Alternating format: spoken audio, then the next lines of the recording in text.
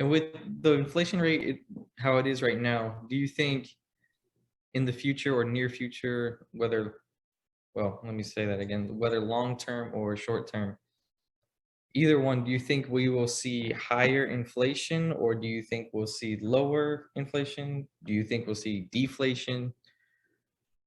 Do you think it ever get to that point where it reduces and prices end up dropping in the future back to, lower than they are now? Prices, well, dropping lower than they are now. Or do you mm, think we set they- a new level like we Where, are? yeah, because inflation don't resets to zero every year. It don't reset to zero every year. It doesn't No, no, do that. of course. But I know. so what I think will happen is the prices of goods will start flattening out. And the reason why it's going to start flattening out because the ease of getting money is slowing up. Mhm. If you look on CNBC, it's reports of people going from, the brand names, the Tides, the Clorox and stuff like that, and now they're starting to use store brands because the price of you know, the the name brand goods are going up so high, it's going higher than their wages is increasing.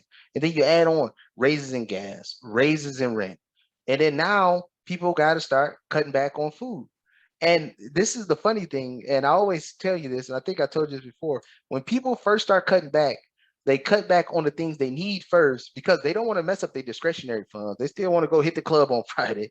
They still want to go, go to the party and go out to eat. So they cut first, they start cutting the things that they need first.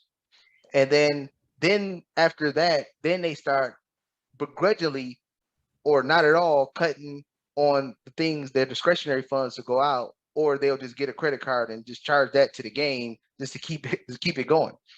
And that's what's going on. As far as I think the prices will stabilize, it will decrease some because again, the Fed is raising rates, they're raising the interest on things. Car interest rates are starting to rise a little bit. Home mortgages are starting to rise up there close to 5% now. So it's going to cost more people to pay for things like cars and homes if they're buying them now than they would. So the demand for that will go down because people can't be like, oh, I can get a 2% a 2% house loan. So I'm going to get a house because I can get a $400,000 house for $1,200 a month and it's cheaper than renting.